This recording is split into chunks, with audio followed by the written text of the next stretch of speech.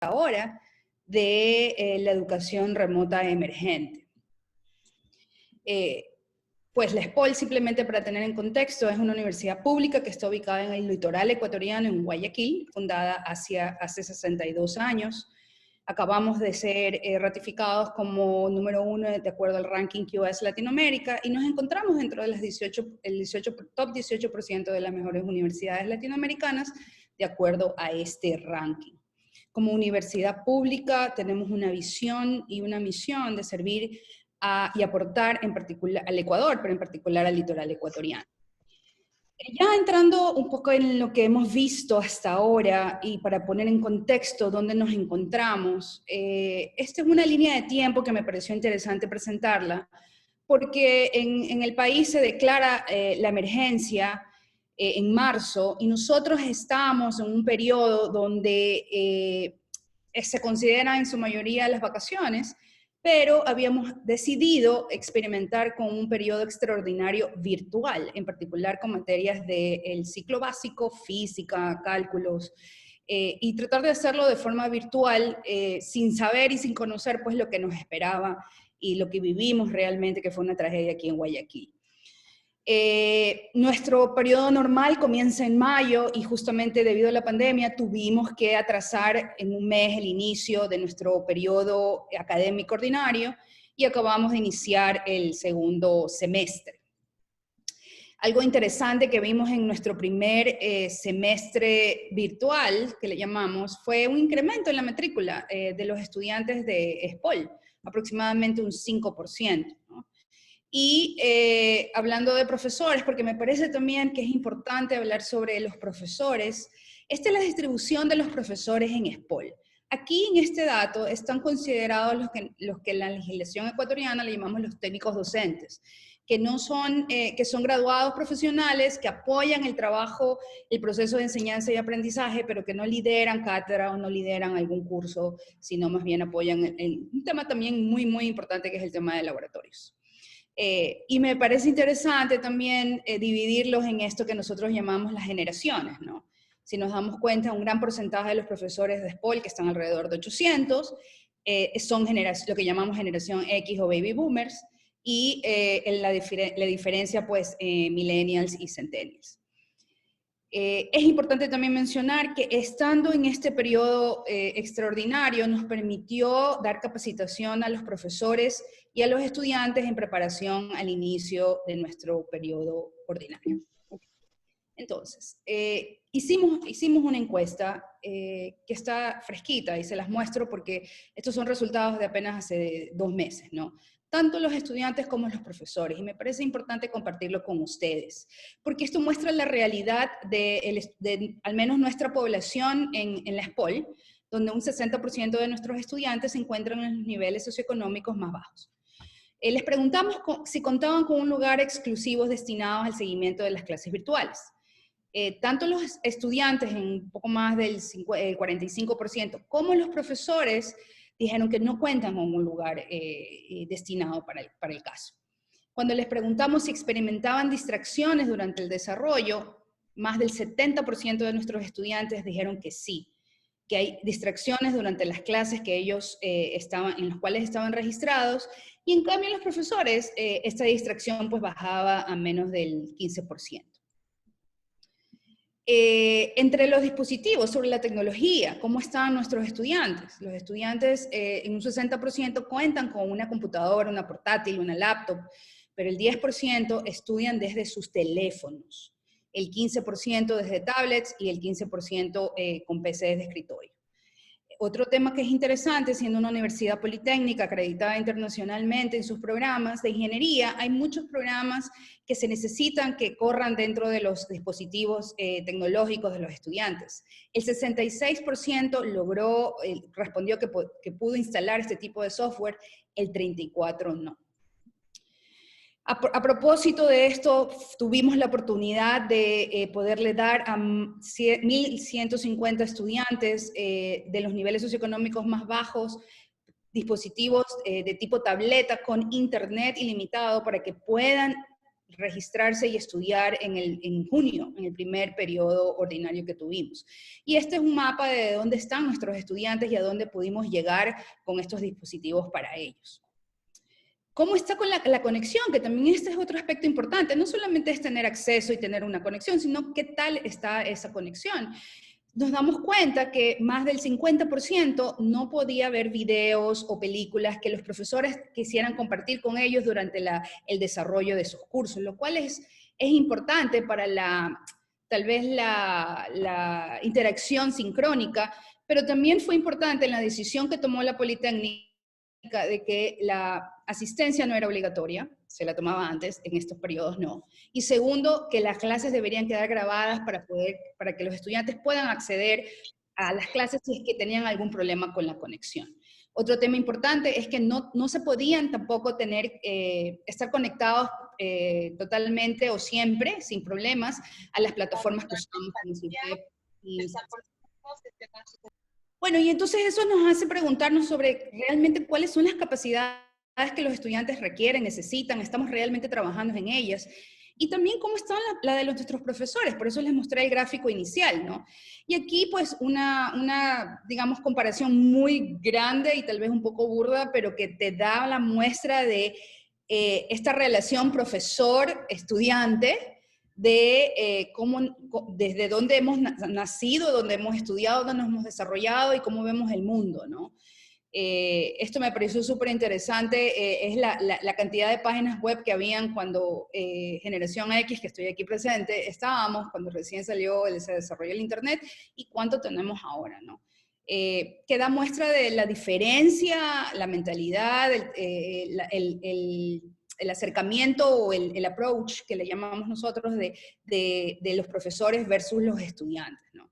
Que es importante, yo creo, en todo esto como de cara a lo que se viene en el futuro.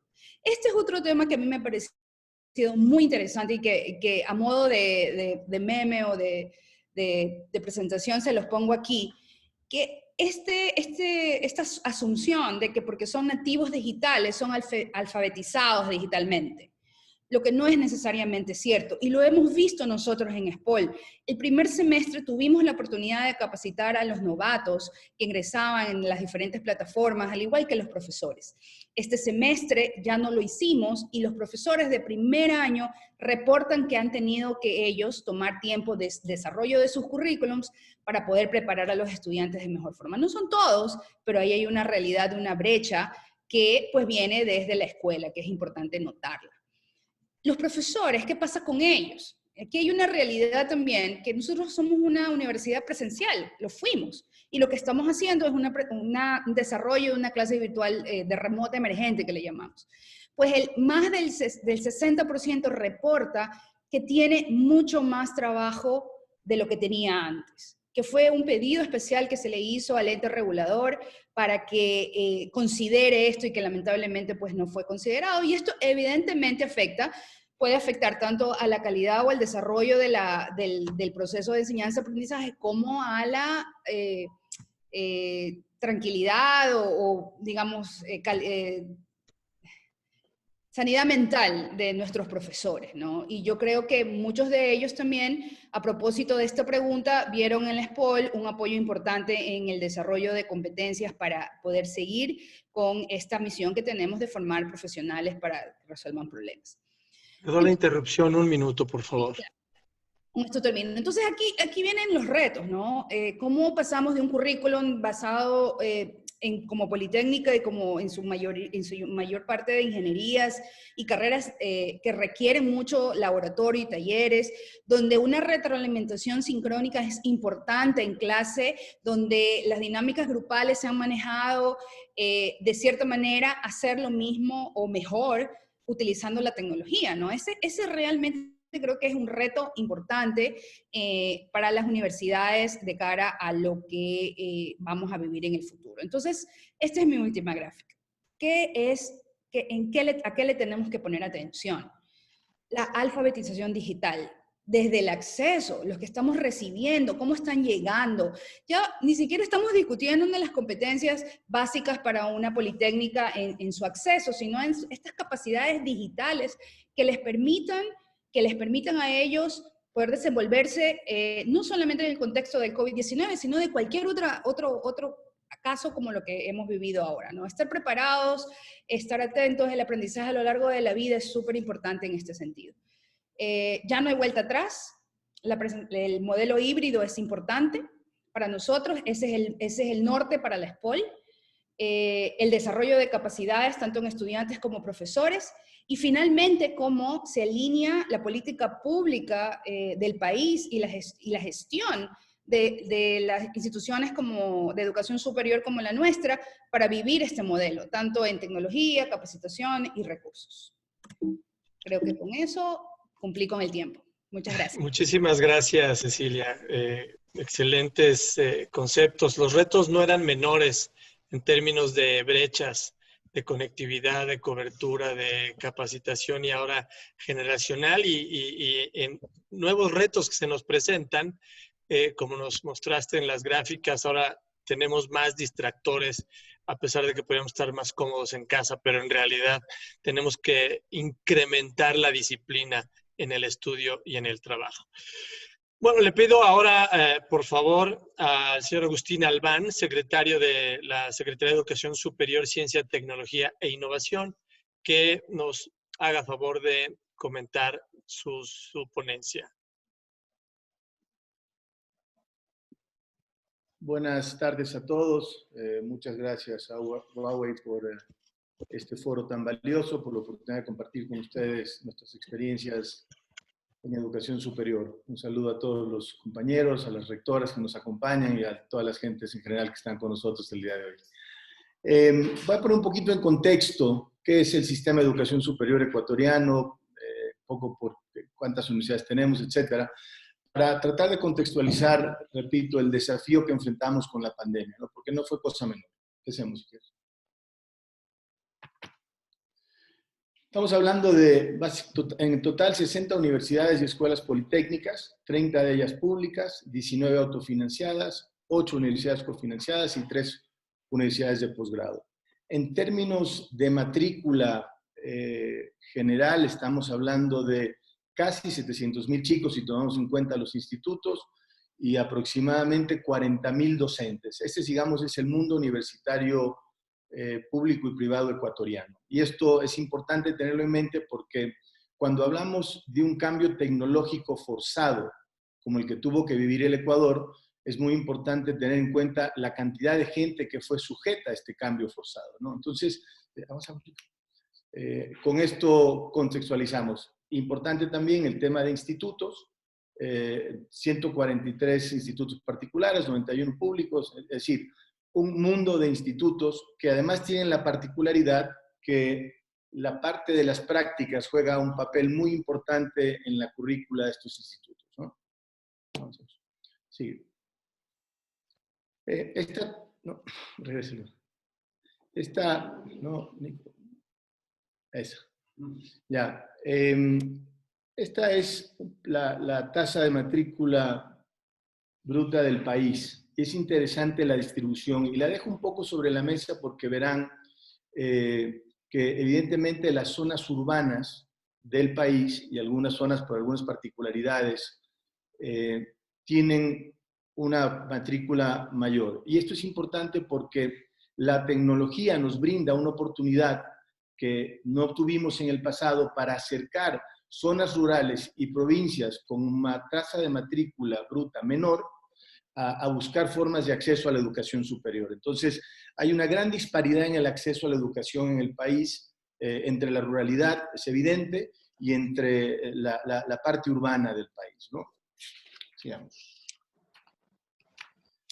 Entonces, ¿con qué nos encontramos cuando llegó la pandemia, ¿no? Nos encontramos, y aquí hay un poco de overlap, digamos, entre el 24% de los hogares tenían acceso a una laptop o tablet, a una cifra similar tenía acceso a un equipo de cómputo. No quiere decir que esto suma 50, aproximadamente, porque hay familias que evidentemente tienen más de un equipo, ¿no? Entonces, aproximadamente el 30% de los hogares cuenta con una laptop o un desktop para poder trabajar. Es interesante también que solo el 37.2% de los hogares en el país dispone de acceso a Internet en la casa, ¿no? Y esto lo pongo como contexto también porque esto nos plantea un desafío importantísimo a la hora de decir, bueno, y complementa un poco las cifras de la señora rectora del SPOL, ¿no? A la hora de querer transicionar al mundo en línea, pues nos encontramos con un acceso relativamente limitado, ¿no? Muy en línea con las cifras que presentó Indira, creo. Un porcentaje muy alto de gente, de ecuatorianos, cuenta con un celular inteligente, un móvil inteligente, pero particularmente en el grupo que es el rango etario de los universitarios, digamos, un poquito final de los bachilleres, un 71% cuenta con este equipo, que por lo menos, si bien no es la mejor herramienta para impartir educación, por lo menos nos permite mantenernos informados, ¿no? Sigamos. Ahora, este es, digamos, la parte central del desafío que enfrentó la educación superior del país. Lo digo con todas sus letras. La educación superior del Ecuador era, como de muchísimos países, evidentemente, casi 100% presencial. Entonces, nosotros nos enfrentamos, por ejemplo, tercer nivel, 85% presencial, había un poquitito estábamos empezando a crecer en modalidades a distancia, semipresencial o en línea. Igual, en el modelo técnico, en los institutos técnicos y tecnológicos, 86% era presencial, ¿no? Es decir, y curiosamente en posgrados donde vemos que se está usando la tecnología con mayor facilidad, también el 91% de los jóvenes o de los que cursan estos programas lo hacían de manera presencial. Entonces, este es el gran reto que enfrentó el Ecuador, es decir, toda su población, y no solo estoy hablando de la presencialidad como una forma de impartir educación, sino el marco regulatorio de la educación del Ecuador está enfocado a la educación presencial. Hablamos, inclusive cuando se quiere regular la educación en línea, alguna vez se habla de grupos y números y cosas que en general no debería aplicar. Entonces, el gran desafío del país es justamente en un periodo muy corto, transitar a por lo menos impartir una educación en línea que nos permita mantener a los jóvenes en la universidad o recibiendo ciertos conocimientos mientras la pandemia iba pasando, se encuentra una vacuna o encontramos otras formas digamos, de convivencia dentro de las aulas, ¿no? Avancemos. Ahora, esto es interesante también porque... Esto es súper interesante porque esto es la distribución de cómo está la matrícula en el país. Entonces, ¿y por qué la pongo? Porque hay diferentes retos en diferentes áreas de conocimiento. El gran desafío que tenemos con la educación en línea, vamos, y el modelo que optó el Ecuador y optó el mundo, es ir del aula a un modelo sincrónico vía Zoom, Webex o lo que fuere, que no necesariamente es lo que yo llamaría educación en línea, y eso elaboraré en otro momento, ¿no? Pero simplemente para que veamos cómo está repartida la matrícula. 22% estamos en carreras de administración de empresas y derecho. Esto sí se puede hacer mayoritariamente en línea. 15% en temas de ingeniería, construcción, etcétera. Aquí tenemos el gran desafío del uso de laboratorios, prácticas, etcétera, ¿no? Y así sucesivamente. Entonces, como ven, una parte importante de la educación del país sí se podía desarrollar en línea, ¿no? ¿Cuál es el... ¿Qué más tenemos ya? Ya, regresé. Entonces, ¿con qué nos encontramos? Para ir un poco resumiendo, ¿no? Primero, con un sistema de educación que es eminentemente presencial, que no podía transitar rápidamente a la educación superior. Segundo, nos encontramos con dificultades de acceso a Internet y dificultades en cuanto a tener los equipos de cómputo, como mencionó la señora rectora del SPOL.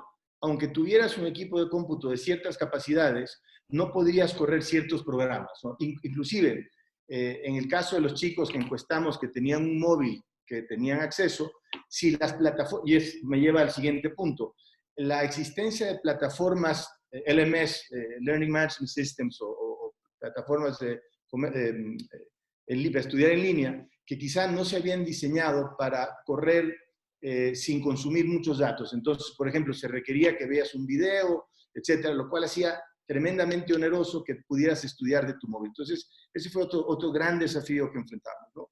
Entonces, si bien se ha logrado transitar, y yo diría que la educación en línea va a ser un componente permanente en la educación presencial. O sea, transitaremos a un modelo híbrido sin duda, con mayor o menor presencialidad, dependiendo de la rama del conocimiento que estemos aprendiendo. Es decir, ya vimos temas de administración y derecho versus temas de ingeniería, temas de ciencias de la salud, evidentemente requieren presencialidad en muchos de sus contenidos, pero sí queda claro para mí que el hilo conductor del desarrollo de la educación a futuro va a ser el uso de las tecnologías, desde realidades virtuales en algunos casos para algunos laboratorios como formas de aprendizaje, hasta el mejoramiento de los sistemas de enseñanza. Entonces, el desafío sigue presente, yo creo que seguirá por algunos años, y nos toca como país enfrentar este reto con la inteligencia que se ha hecho, aprendiendo de los errores y enfocándonos en los temas que sí podemos resolver como sistema público y privado de educación superior. Gracias. Muchísimas gracias, don Agustín. Creo que no puedo coincidir más con el comentario de cierre.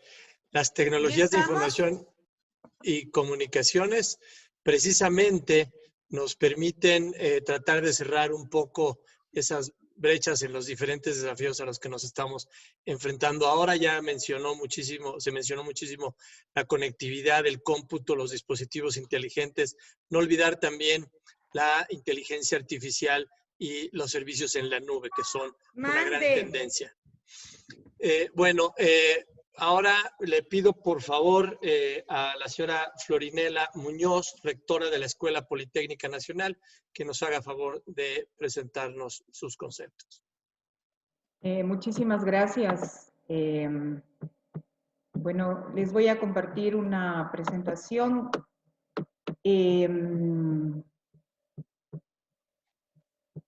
Quiero agradecer también a Huawei por esta oportunidad de encontrarnos aquí. Bueno, yo quisiera dar otro enfoque a este tema de la educación y la tecnología en cuanto a unas oportunidades de transformación a nivel nacional. Y no solamente dirigidos al tema que nos convoca el día de hoy, a los distinguidos ministros de este país, rectores y profesores de las universidades y público en general, a quienes pues saludo muy cordialmente y me congratulo de estar aquí. Pero creo que no solamente la educación con la tecnología se relaciona en cuanto a los temas de la enseñanza, sino también a un tema que yo quiero abordar el día de hoy, que tiene que ver con el desarrollo mismo del país. Bueno, la Escuela Politécnica Nacional es una universidad pública que tiene 151 años de vida institucional y en el último ranking internacional QS se ubicó entre las 1000 mejores universidades del mundo, y lo que muestra pues la calidad académica que siempre le ha distinguido como una universidad al servicio del país. Bueno, yo quería enfocarme a algunos temas importantes de tipo económico que muestran que en los últimos años pues hemos tenido un incremento continuo de endeudamiento interno y externo para poder continuar con nuestro desarrollo económico. Y al mismo tiempo, la crisis petrolera de los últimos años ha determinado que haya una disminución del Producto Interno Bruto, especialmente manifestado en los 3 últimos años. Si nosotros nos ponemos a pensar cuáles son los balances económicos de un país, vemos que los ingresos están relacionados con la exportación de productos, de bienes y servicios fundamentalmente, otros tipos de ingresos que se dan por donaciones, los ingresos que pueden generar los emigrantes, ingresos turísticos y obviamente los préstamos. Y ese balance frente a los egresos debe ser siempre de carácter positivo para que el país tenga un crecimiento.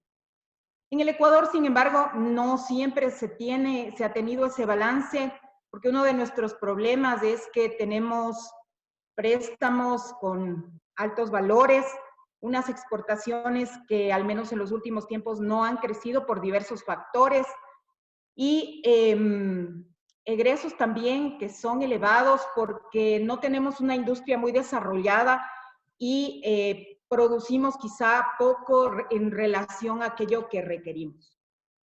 ¿Qué exportamos? Es el problema 2, especialmente recursos no renovables relacionados al petróleo. En los últimos años también nos hemos enfocado a los temas de minerales y con productos con quizá un bajo nivel de valor agregado si pensamos en los productos agrícolas y pesqueros. Entonces, ¿qué necesitamos para mejorar esta economía en el Ecuador? Aumentar nuestros ingresos y reducir el endeudamiento externo. ¿Cómo? Con un incremento de las exportaciones, con una disminución de las importaciones, con una mayor producción nacional, pero frente al desarrollo de una posible industria que consolide estos factores, vemos que tenemos algunas limitaciones como la pequeña extensión territorial, una alta prioridad en la preservación de la diversidad de la flora y de la fauna, un tiempo que se hace corto en este desarrollo porque hay una demanda urgente de estos recursos y la necesidad de que exportemos productos de alto valor agregado para tener una verdadera competitividad en el medio y en el mercado internacional. ¿Qué es lo que nos queda como una alternativa? Pues la educación, que se tiene que unir a los recursos de la tecnología como una oportunidad de transformación. Esto nos va a llevar a identificar que las necesidades son muy grandes. Tenemos muchísimas necesidades, pero esto también significa que tenemos muchas oportunidades. De hecho, hemos experimentado durante los últimos años que la educación y la tecnología nos ayudan a mejorar las condiciones de vida en el Ecuador. Y ya nos decía el señor ministro de Trabajo que esto puede llevarnos a mejorar oportunidades de trabajo en cuanto a número y en cuanto a unos trabajos mejor remunerados. Y también yo pensaba dentro de las responsabilidades de la sostenibilidad para el país que queremos pues heredar a las futuras generaciones, también nos ayuda a tener herramientas para consolidar la sostenibilidad y cumplir los objetivos de la sostenibilidad que como sociedades y naciones nos trazamos. ¿Esto cómo lo vamos a lograr? Solamente a través de un verdadero emprendimiento que permita que generemos una producción, pero que sea real y esté más unida a las capacidades que tenemos y a una verdadera innovación. ¿Y eso cómo se va a dar? A través de la educación de calidad. Las universidades que pueden proveer esta educación de calidad están en capacidad de justamente dar esos instrumentos que permitan lograr la sostenibilidad de la sociedad cuando nos hemos trazado esto como un verdadero objetivo del desarrollo. ¿Quiénes son los actores involucrados? Por supuesto, el sector productivo, el gobierno y la universidad, que tienen que ser unos actores que están trabajando en conjunto para lograr estos objetivos. El sector productivo genera los productos innovadores. Su producción se tiene que apoyar en la investigación y el desarrollo científico y tecnológico. Que haya una retroalimentación a la universidad sobre los profesionales que se requieren y las necesidades que se tienen. El gobierno debe establecer un marco legal estable y sólido que promueva y reconozca el emprendimiento y la innovación, incentive las alianzas entre la empresa y la universidad, priorice la educación superior de calidad, la investigación y el desarrollo tecnológico y abra nuevas relaciones y mercados internacionales. Y la universidad forma profesionales integrales de alto nivel en las áreas que el país requiere, produce conocimiento científico y tecnológico de alto impacto y participa en núcleos estratégicos, por ejemplo, en el desarrollo de tecnologías relacionadas con los temas que hoy nos convocan. Y con base en este desarrollo de profesionales que se vinculan con el sector productivo en las áreas de experiencia y experimentación reales, actuales, los estudiantes pueden conseguir desarrollar habilidades técnicas, cultivar el espíritu emprendedor, desarrollar habilidades blandas y, por supuesto, adquirir ética profesional. Y así se puede cumplir este lema, que es el lema de la Escuela Politécnica Nacional, la ciencia al servicio de la humanidad. Es ciencia homini salus. Entonces yo creo que un tema muy importante, una tecnología con futuro, es la industria del software. El Ecuador debe apostarle a crear y fortalecer la industria del software, porque dentro de esas limitaciones que tiene la industria, esta industria tiene muchas ventajas. ¿Cuáles son esas ventajas? Que yo lo que requiero es el conocimiento de ideas. ¿Dónde están ese conocimiento y esas ideas? En la universidad, en los profesionales que surgen de la universidad. No requiero de grandes instalaciones, de grandes infraestructuras industriales, sino unos dispositivos y desarrollos de cómputo que todos de alguna manera podríamos adquirir y son más accesibles para tener esta industria. ¿Qué es lo que vemos a nivel mundial? Que hay una evolución de la industria del software en el mundo, con ingresos en el mercado cada vez más crecientes y que además en los tiempos de la pandemia se han visto también incrementados. Y esa proyección a nivel de mercado se ha ido analizando.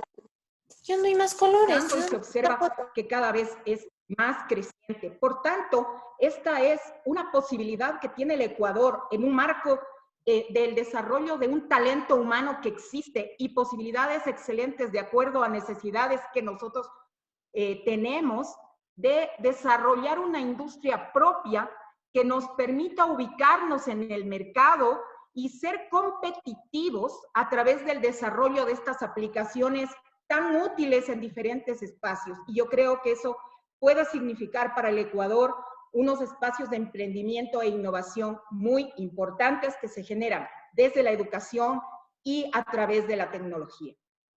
No nos podemos olvidar que estamos en la industria 4.0, que tenemos una etapa de mecanización que inició esto en un proceso, que pasamos a la electricidad, que hubo el desarrollo de la informática, pero que ahora estamos en la digitalización, en donde observamos el Internet de las cosas, el desarrollo de la nube, la coordinación digital, los sistemas ciberfísicos y la robótica, y una serie de factores adicionales que tienen que ver con las realidades virtuales, con las interacciones humano-humano, humano-robot, etcétera, que pueden ser desarrolladas y utilizadas tanto en los ámbitos de la educación como en una serie de necesidades que se presentan en nuestra sociedad y que provienen de la innovación que se genera dentro de la universidad como producto de la interrelación que tenemos con el mundo productivo.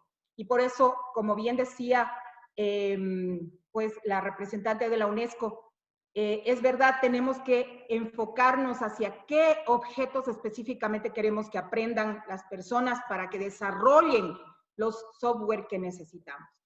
Por eso, yo quisiera que nos demos cuenta que la transformación se dará si se tiene profesionales formados para servir al país, que entiendan la trascendencia de lo que se puede alcanzar al aplicar la tecnología. Es hora de avanzar. Muchísimas gracias.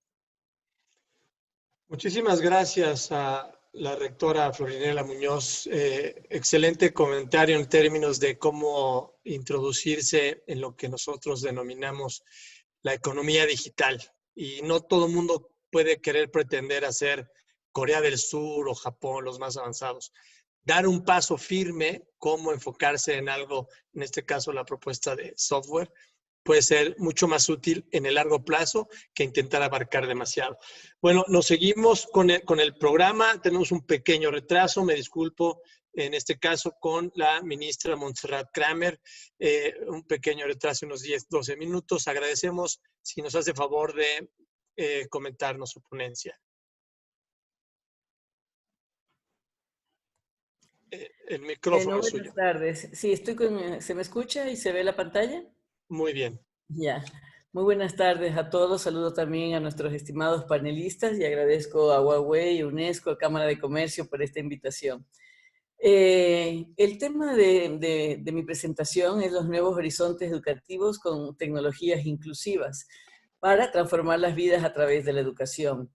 Nosotros cuando empezamos la pandemia, el estado de excepción, el 12 de marzo, estamos entrando en el 8º mes de confinamiento, dijimos inmediatamente sí a la educación y de una manera muy rápida y eficaz. Sabíamos exactamente qué teníamos que hacer y cómo modificar el modelo pedagógico y educativo para el escenario que se venía. Pero obviamente fue un gran desafío, empezando por la limitación que teníamos con la conectividad, puesto que se han dado varias cifras. Nosotros tenemos la última de INEC del 2019 de un promedio de 45.5% de los hogares en el Ecuador que cuentan con conectividad, pero hay una gran diferencia entre la zona urbana y la zona rural.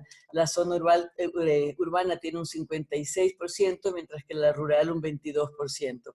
Eso, por supuesto, nos hacía definir un modelo educativo, el Aprendemos Juntos en Casa, para garantizar el aprendizaje a todos nuestros estudiantes. Garantizar el aprendizaje, brindar apoyo emocional, porque esta crisis no es solo una crisis sanitaria, es fundamentalmente una crisis humanitaria. Y por eso teníamos que brindar mucho apoyo emocional y velar por la protección integral de los derechos de los niños, niñas y jóvenes del país. Recordemos, y eso que en ese momento no nos imaginábamos, que el confinamiento iba a ser de 8 meses o más, todavía ya no sabemos. Y el tercer gran objetivo fundamental con sentido de urgencia es fortalecer la permanencia escolar y evitar el abandono escolar, que por supuesto en el país el riesgo es muy alto en este momento, es muy alto el abandono escolar de nuestros estudiantes y sabemos muy bien, después de ver todas las presentaciones de educación superior, lo que afecta profundamente en la calidad de vida de un niño o una niña que deje la escolaridad en las posibilidades de estudios o luego en la inserción de la vida laboral. Nos propusimos entonces el proyecto Conectando al Futuro. Tiene como propósito la alfabetización digital y acceso democrático a la sociedad del conocimiento y el ejercicio de la ciudadanía digital. Nuestro currículo está ahorita, además de ser priorizado con énfasis en habilidades para la vida, está fortaleciéndose en ciudadanía digital, en pensamiento computacional y en competencias digitales.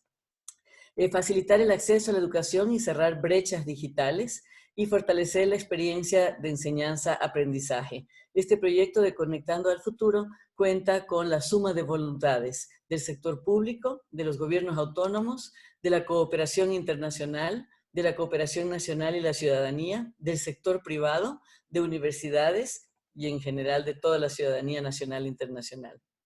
¿Quiénes son los beneficiarios de este proyecto para cerrar las brechas digitales?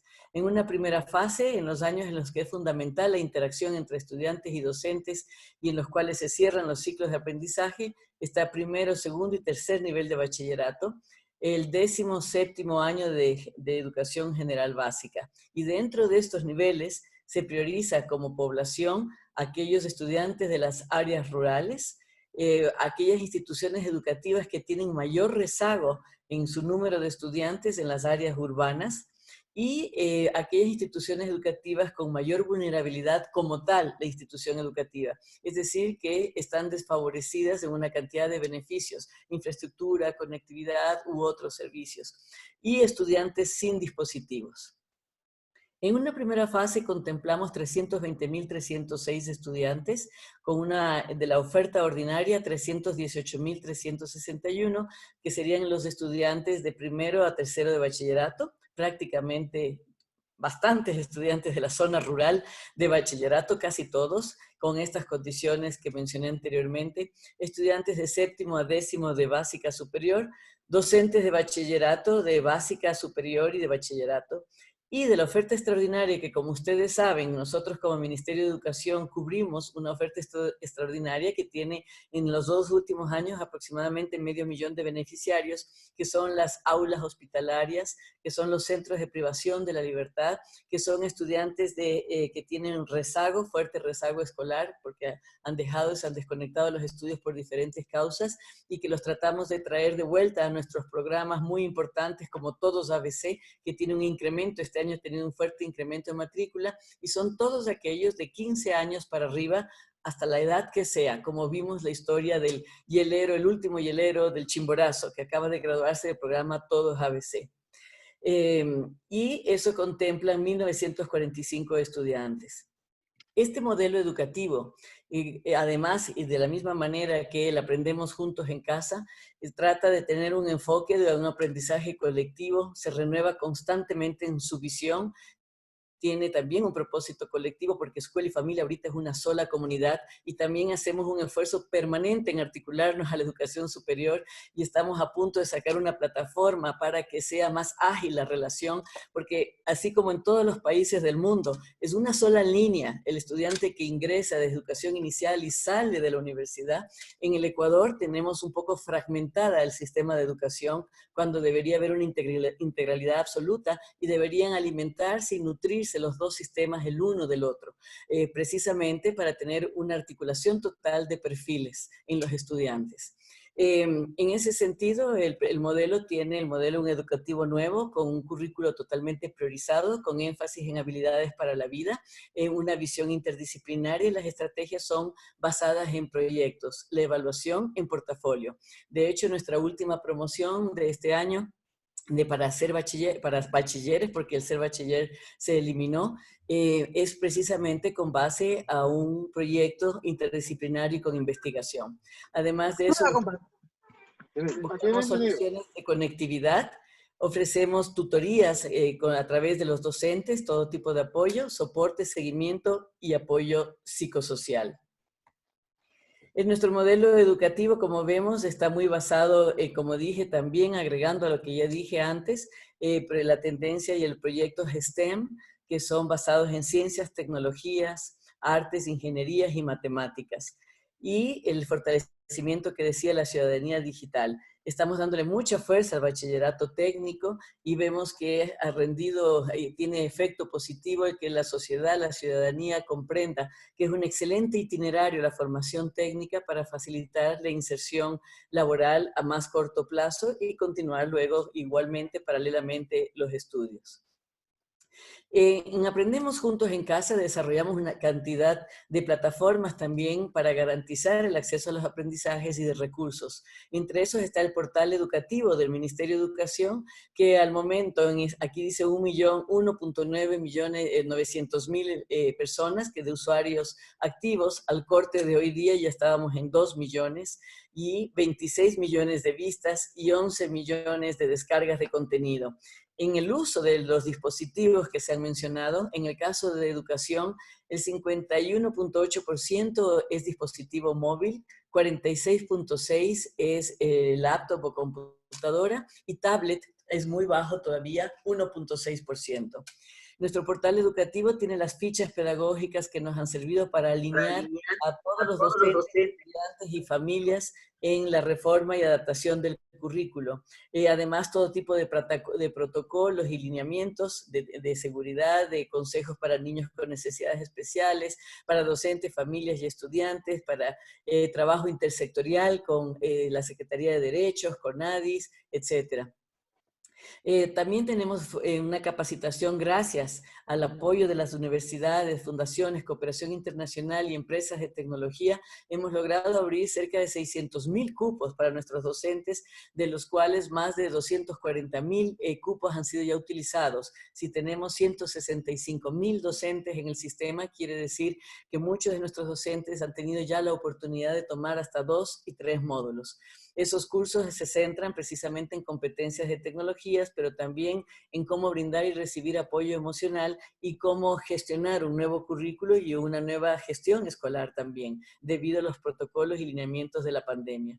Tenemos un aula virtual para tercero de bachillerato en ABA Bachillerato de Educación GovEC, la plataforma Me Capacito de formación docente, que al momento, además de los cursos mencionados, tiene nuevos 5 módulos para la fase 2, Juntos Aprendemos y Nos Cuidamos, que está precisamente hecha con los lineamientos y protocolos de seguridad sanitaria.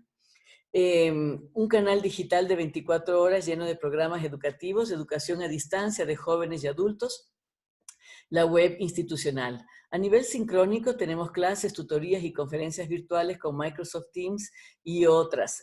Abrimos con Office 365, abrimos cuentas de correo para todos nuestros docentes y todos nuestros estudiantes del sector fiscal para poder aprovechar los espacios virtuales. De manera asincrónica tenemos la plataforma Moodle para estudiantes de tercero de bachillerato, el portal educativo Gestión de Correos Institucionales para el seguimiento y tutorías.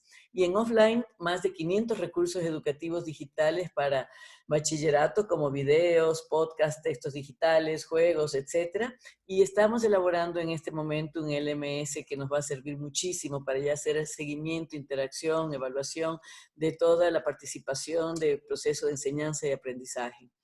En Aprendemos Juntos en Casa, en este portal educativo, aquí podemos ver, tenemos los dos cronogramas, recordemos, Sierra Amazonía, Costa Galápagos, y por supuesto están los dos en la plataforma, y estamos trabajando también en el mundo de Eugenia Ciudadanía Digital para preparar desde todos los niveles a nuestros estudiantes en la participación de la ciudadanía digital, que es muy importante por el tema ciberacoso, ciberseguridad, lectura crítica de mensajes, que estamos viendo en las redes, que es un fenómeno actual, que los adultos, un grupo de adultos, por supuesto, no siempre todos, afortunadamente, no damos un buen ejemplo en la participación de las redes y es un pésimo ejemplo para nuestra juventud y nuestros niños cuando ingresan. Por lo tanto, es urgente formarlos en lectura crítica de redes.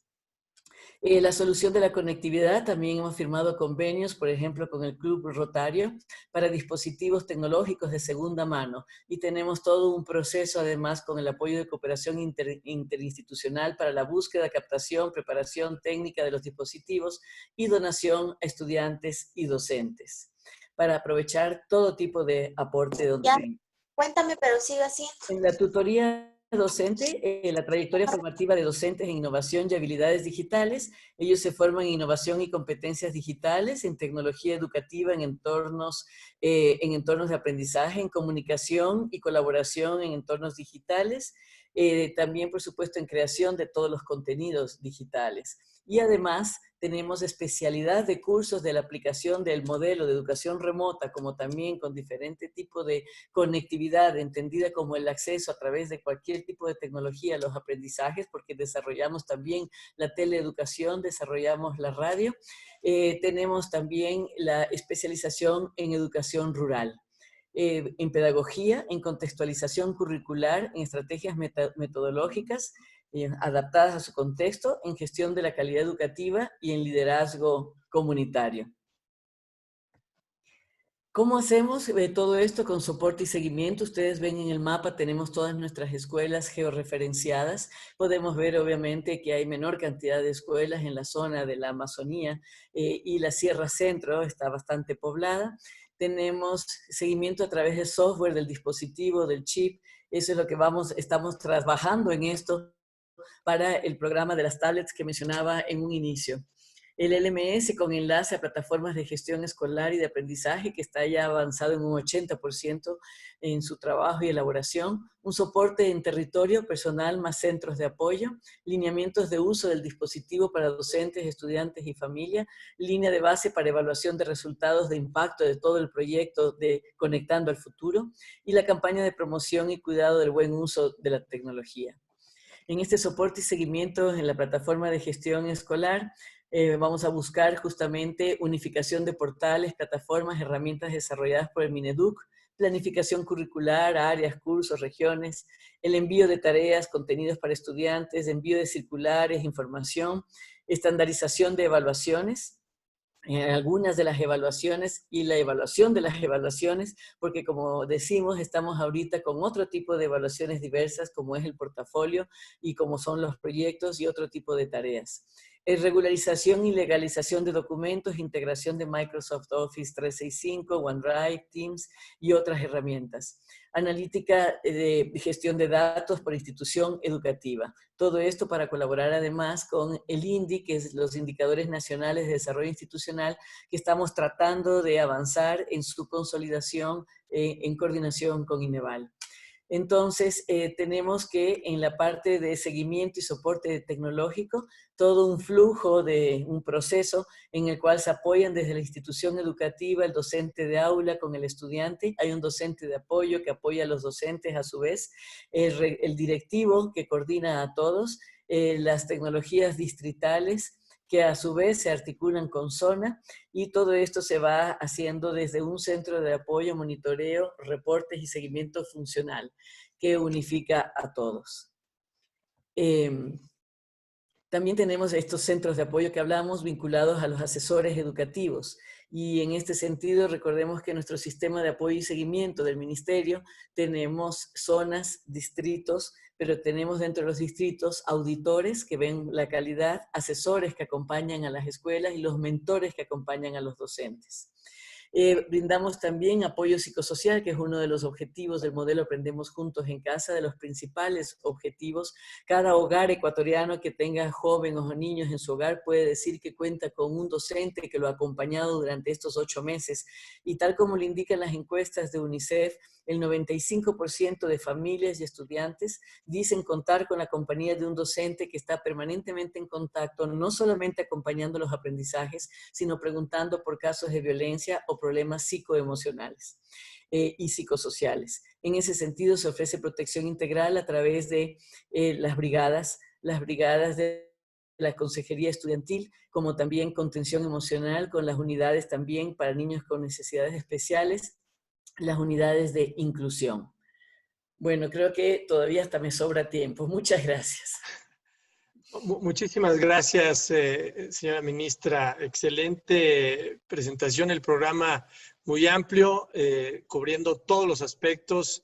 Desde la perspectiva de una compañía de tecnología como nosotros, ver a la conectividad como parte fundamental nos parece muy importante, y sobre todo también algo que vi en los chats, el apoyo emocional. Creo que el ministerio lo está abordando de manera muy importante. Muchas gracias otra vez.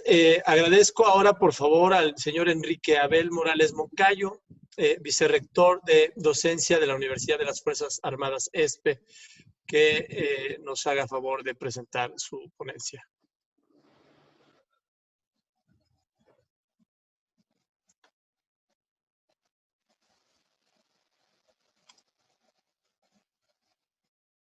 Adelante, don Enrique, parece que está en mute.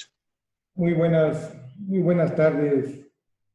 ¿Me pueden confirmar si están viendo mi presentación? Sí se ve perfecto. Si la quiere poner en modo presentación, todavía mejor.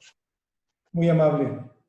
Agradezco la gentileza de habernos invitado a Huawei. Un saludo fraterno a las señoras y señores ministras y ministros de Estado, rectoras y rectores de las universidades, invitados en general. Un fuerte saludo a nombre de mi coronel Roberto Jiménez, rector de la Universidad de las Fuerzas Armadas de ESPE, universidad que forma profesionales e investigadores de excelencia, creativos, humanistas, con capacidad de liderazgo, pensamiento crítico y alta conciencia ciudadana. Es para nosotros importante, obviamente, contribuir al desarrollo nacional y atender a las necesidades de nuestra sociedad y de las Fuerzas Armadas de ESPE. Fuerzas Armadas. Es una universidad que casi ya somos centenaria, tenemos 98 años, y para nosotros es importante mencionar que todas las soluciones se basan en principios sociales, morales y éticos que deben tener nuestros docentes y nuestros estudiantes. En eso basamos básicamente nuestra visión, que es la que queremos transmitir también en esta tarde. Hemos tomado un tema importante sobre las medidas tecnológicas emergentes en la educación superior ecuatoriana en tiempos de COVID-19. La agenda, vamos a tocar ciertos antecedentes, medidas tecnológicas implementadas, otros aspectos, un agradecimiento a todos los funcionarios en las unidades de la universidad, el capitán Patricio Reyes, director de la Unidad de Educación a Distancia, quien contribuyó con esta presentación, y a las unidades del Vicerrectorado de Docencia. Antes de entrar a explicar algunas de las medidas tecnológicas emergentes en la educación superior ecuatoriana en tiempos de COVID,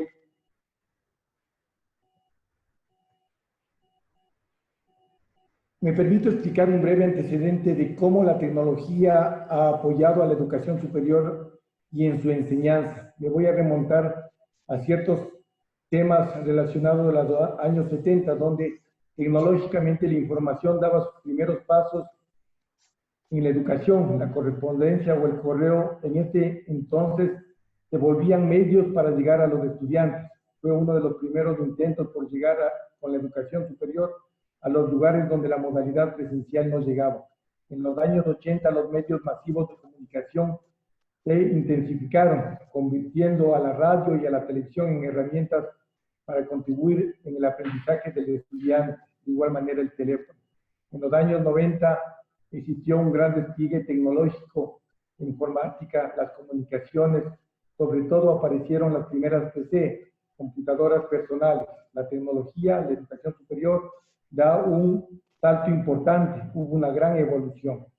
No podemos mencionar obviamente ya en los años o en el año 2000, donde la educación empieza a enriquecer con los avances tecnológicos de las TIC. El aprendizaje se vuelve más colaborativo, gracias a los correos electrónicos, chat, videoconferencias.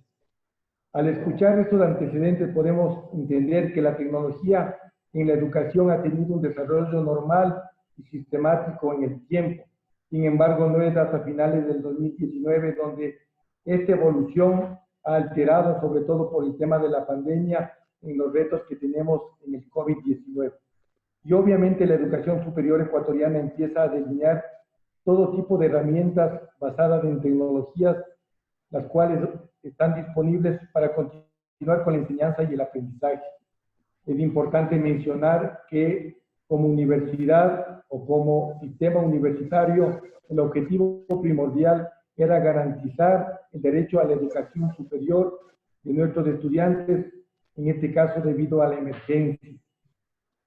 Nosotros como universidad implementamos muchos planes de contingencia con la finalidad de poder desarrollar estos contenidos en las asignaturas en todos los grados, tanto a nivel de licenciatura como tecnología, en las diferentes modalidades, sobre todo presenciales, empleando ¿qué? Herramientas tecnológicas que fueron trabajadas por muchos de nuestras unidades y personal de docentes y técnicos. La Universidad de las Fuerzas Armadas de ESPE posee aproximadamente 24,000 estudiantes. Entonces, constituiría un reto importante poder garantizar el desarrollo de la educación en estos contextos, 1.200 docentes. ¿Qué es lo que hizo la Universidad de las Fuerzas Armadas? Y podríamos nosotros simplificar en esta diapositiva, en la cual podemos mencionar que se definieron estrategias. Estas estrategias están basadas en 4 medidas. La primera, medidas tecnológicas y pedagógicas. La segunda, medidas tecnológicas y de infraestructura. La tercera, medidas tecnológicas y soporte de la plataforma. Y por último, las medidas tecnológicas y competencias. Voy a señalar cada una de estas. En el ámbito, sobre todo, de las medidas tecnológicas, lo que nosotros debemos indicar es que realizamos en este caso un trabajo autónomo. El trabajo autónomo que nos permite que el estudiante y el docente, detrás del despliegue tecnológico, pueda cumplir los objetivos. No solo por temas de accesibilidad, sino también para poder tener una integración importante basados en herramientas del sílabus y en los componentes de docencia práctico experimental autónomo y horas que se debían dedicar a esto, con obviamente responsabilidades que tenía el docente y el estudiante, qué hacía el docente y qué hacía el estudiante. Este trabajo autónomo definitivamente nos permitió, en base a todas las competencias, tanto de los docentes, mediante una elaboración adecuada de esta guía, el docente tenía que dar todo el contexto de cómo explicar, cómo completar, dar ejemplos, esquematizar, resumir, analizar. Y creo que aquí es importante mencionar que debía existir una correcta motivación.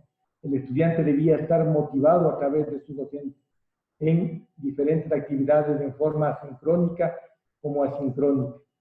y obviamente con temas de autoevaluación. Los estudiantes tenían que analizar contenidos, preguntar al docente, identificar actividades y tareas, elaborar las actividades, autoevaluación y evaluaciones sumativas.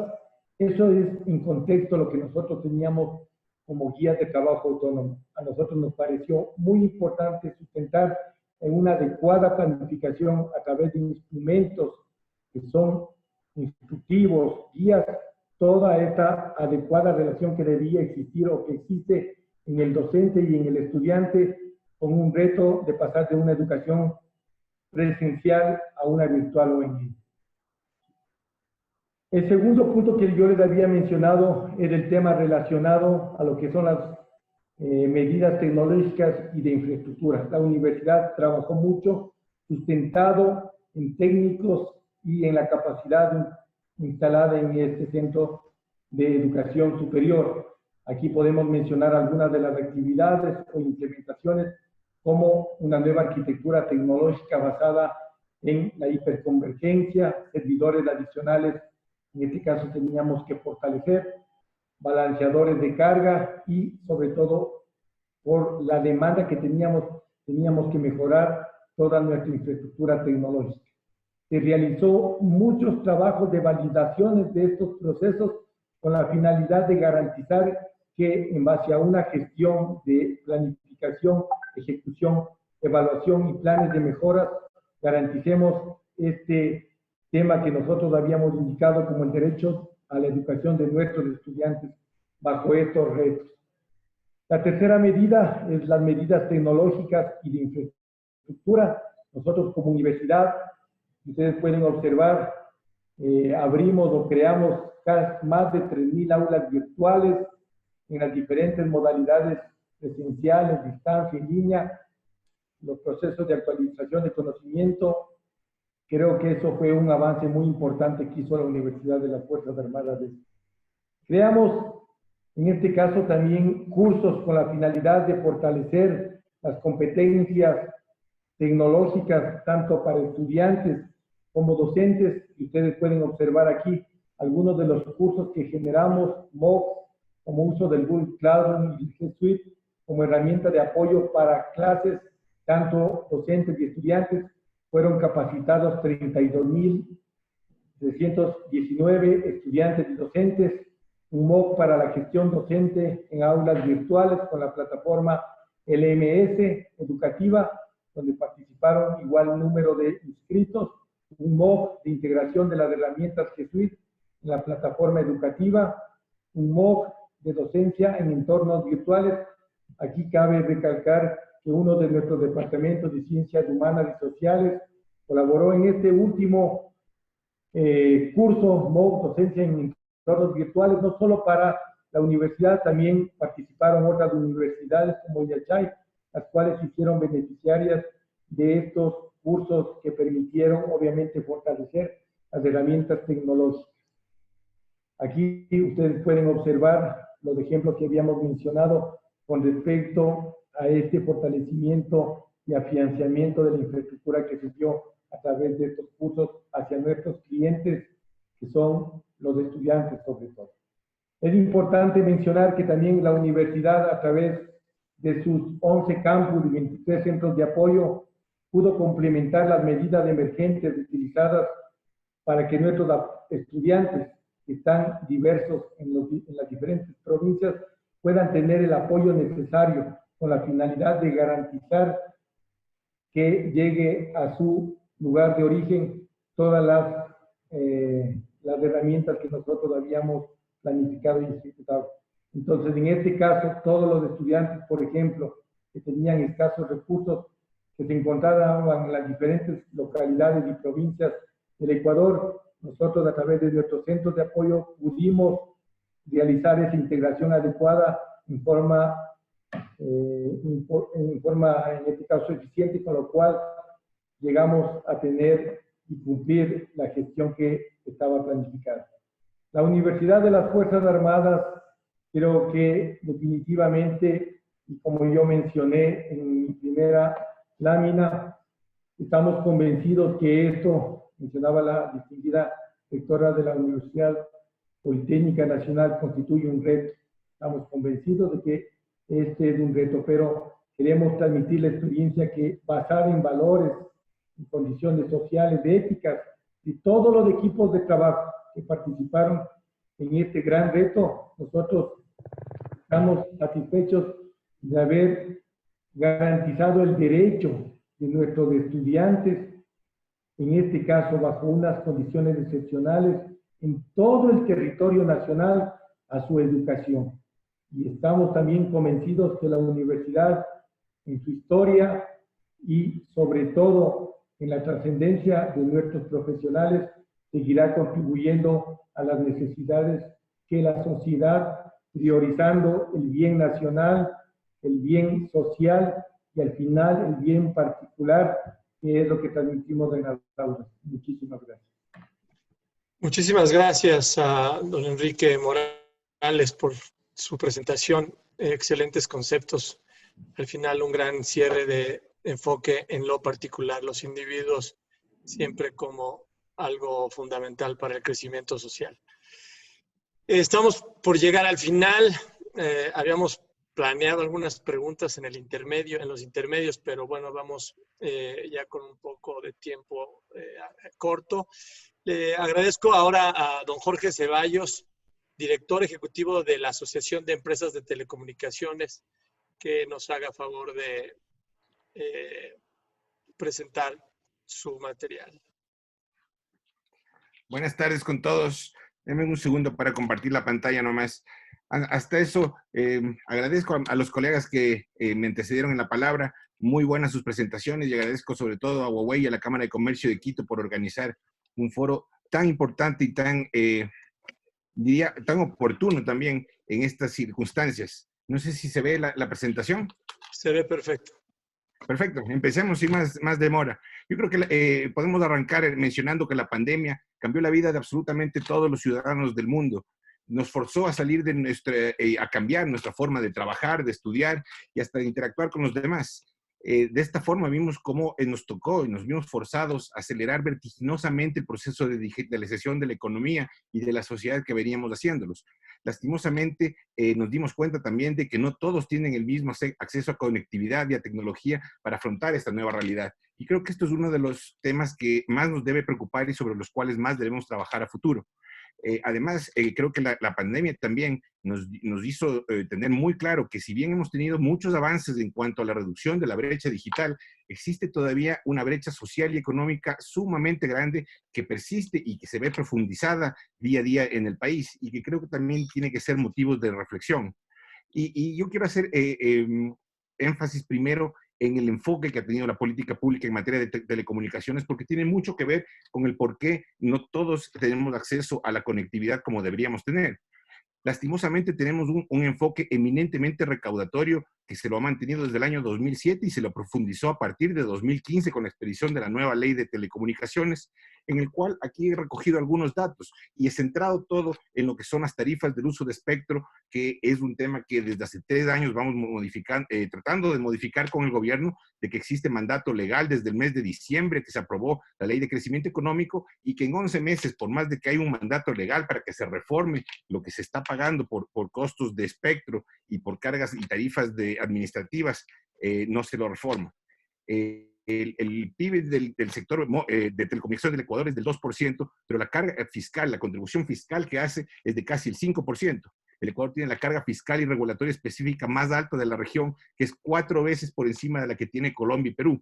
Los pagos se incrementaron en 95% entre el 2014 y el 2019. Ecuador es el país 49 de 65 países en el índice de desarrollo de banda ancha. Los pagos por espectro representan el 21% de la recaudación fiscal, es igual al total de recaudación de IVA de los clientes móviles.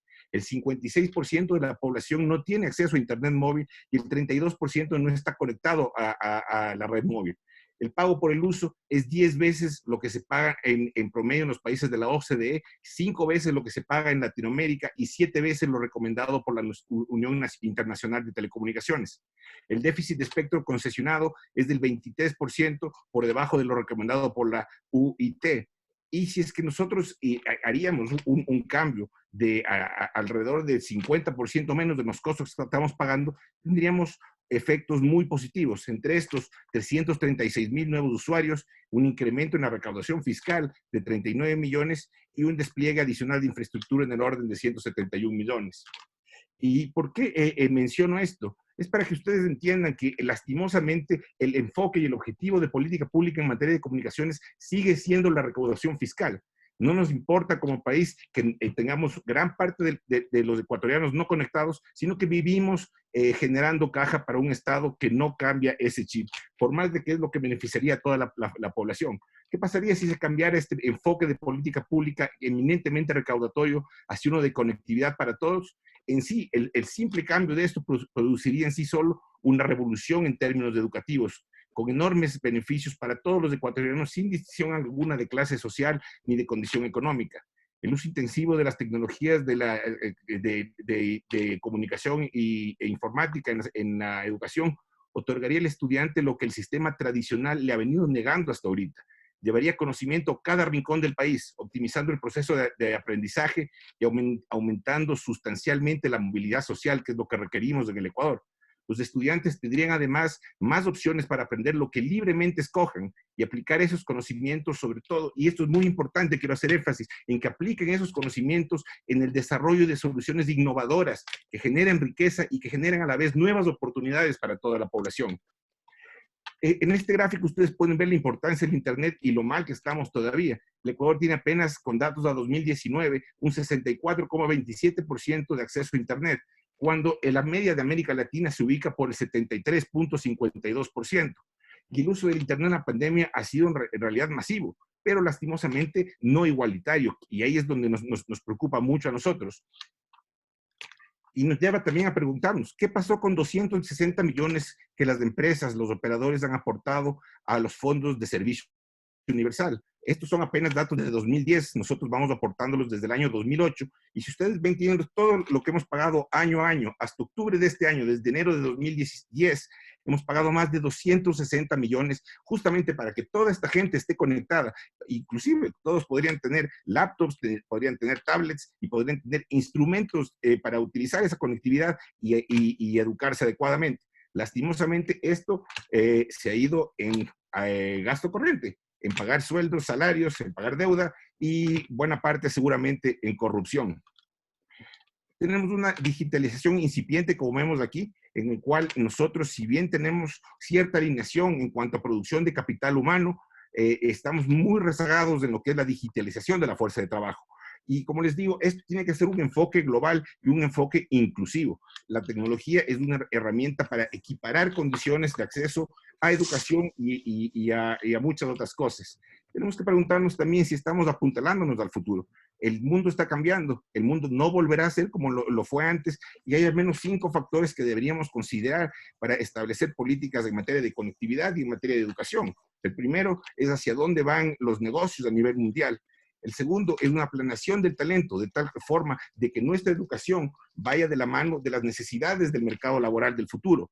El tercero es aprendizaje e innovación, en donde tenemos que meter muchos recursos. Pero si es que estos recursos son desviados hacia el pago de impuestos, hacia el pago de cargas, que no van ni siquiera hacia a beneficiar a la misma población que está en desventaja, entonces no estamos haciendo las cosas bien. El cuarto es la experiencia del empleado y el 5 es del ambiente de trabajo. Estos son al menos 5 puntos que deberíamos nosotros tener en cuenta en cuanto a una política de conectividad y una política educativa, a la vez que ser parte de una política laboral. Como conclusiones, yo quiero mencionar que a medida que nosotros y el mundo en general sigue implementando nuevas tecnologías, entre esas el Internet de las Cosas, la inteligencia artificial, la realidad aumentada, potenciaremos la creatividad y el talento humano. La tecnología es un instrumento de desarrollo que tiene que estar al alcance de toda la población en igualdad de condiciones, de tal forma de que existan disminuciones sustanciales en las brechas que hay socioeconómicas y de género, que me pareció muy bien, me parece la persona de UNESCO que las mencionó, y que compartimos plenamente esa visión y consideramos la tecnología como un equiparador de este tipo de brechas.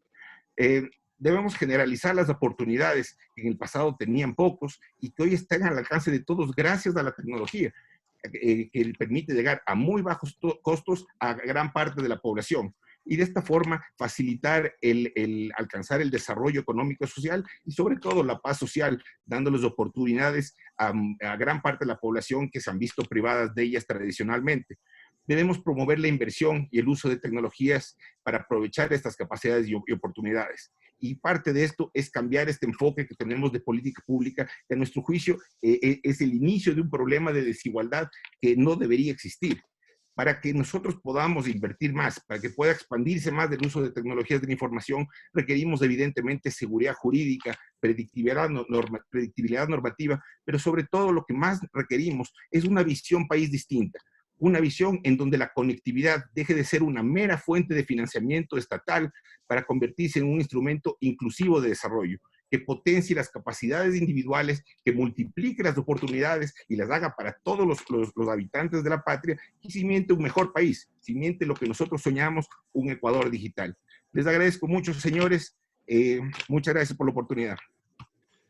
Muchas gracias a don Jorge Ceballos. Siempre la colaboración con la industria completa, incluidos particularmente, por ejemplo, los operadores, el gobierno, la sociedad y los otros proveedores como nosotros, es muy importante. Caminar de la mano para favorecer a los ciudadanos es algo que debemos de mantener siempre en la mente.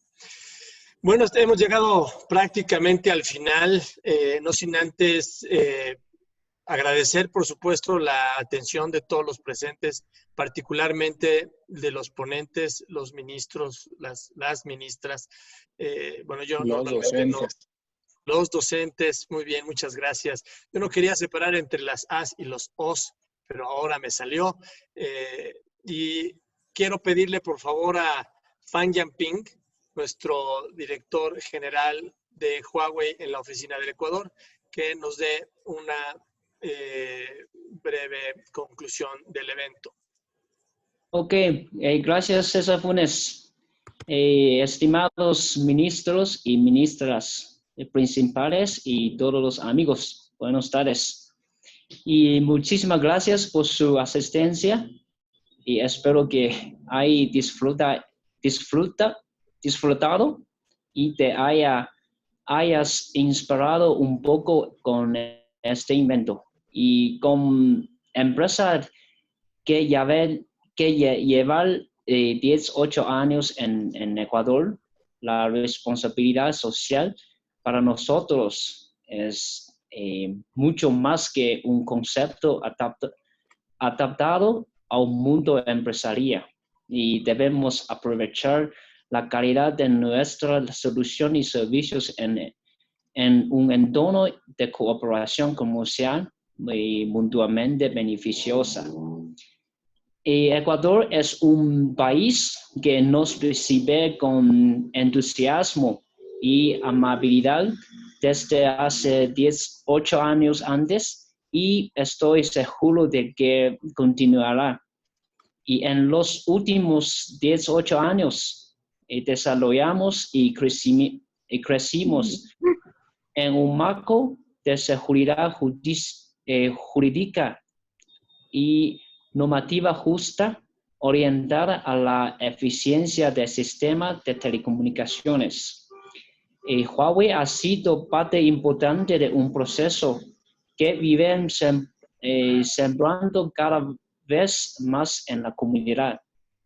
Y para nosotros, la educación y el desarrollo tecnológico son vitales en el objetivo de reactivar la economía de un país. Por ello, generamos alianzas públicas y privadas que buscan fortalecer el talento joven con la organización y ejecución de numerosos talleres, cursos, seminarios y conferencias.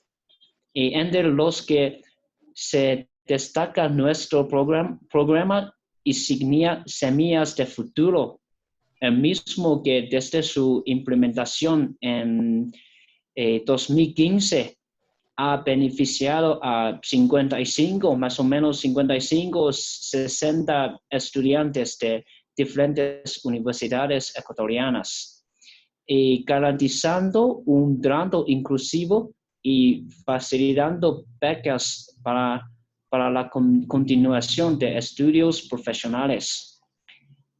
También podemos mencionar que hemos donado más de 1,000 dispositivos tecnológicos y conectividad en beneficio de los estudiantes.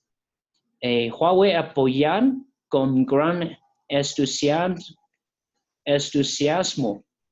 esfuerzo por integrar la educación en los niveles inicial e intermedio y superior con proyectos de modernización y uso de tecnologías de la información y la comunicación dirigidas por los organismos estatales correspondientes, pues estamos seguros que este es el camino correcto. Y otra vez, gracias por su asistencia y esperamos que cumpla con su expectación. Y finalmente, y gracias al gobierno ecuatoriano, autoridades internacionales y expertos, sin ustedes no podemos tener éxito en este evento. Y muchísimas gracias. Funes. Gracias, Fan Yanping. Bueno, hemos llegado a 2 horas de evento. Lo habíamos programado como para 1:30, nos atrasamos un poquito, pero estoy seguro que hubo muchísimo material que tuvieron a bien compartirnos los diferentes ponentes. He visto varios comentarios pidiendo la información. En este caso, entiendo que a través de la cámara y de Huawei, de Clara, podemos hacerles llegar parte de la información. Y bueno, gracias una vez más por su tiempo, por todas sus aportaciones y sobre todo a todos también quienes acompañaron. Gracias por su atención.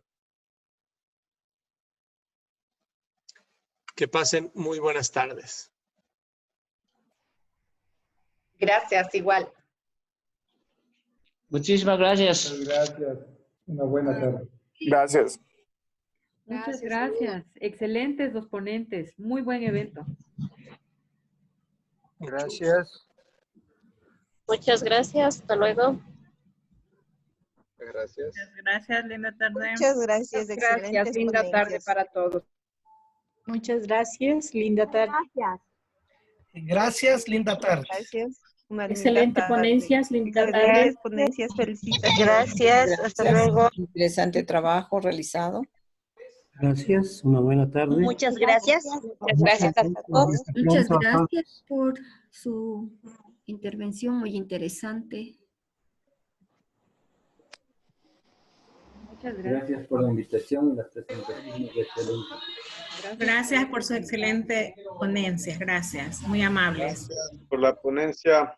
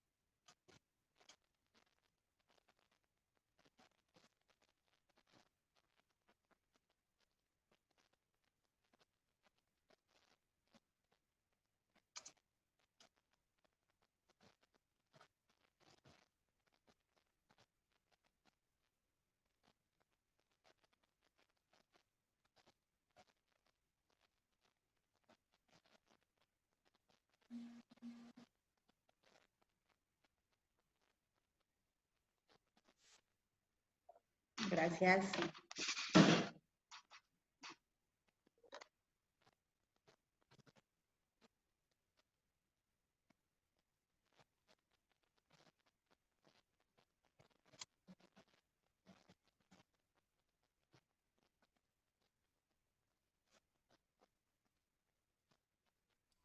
Muchas gracias a todos. Ha sido lindo compartir esta experiencia con ustedes. Gracias.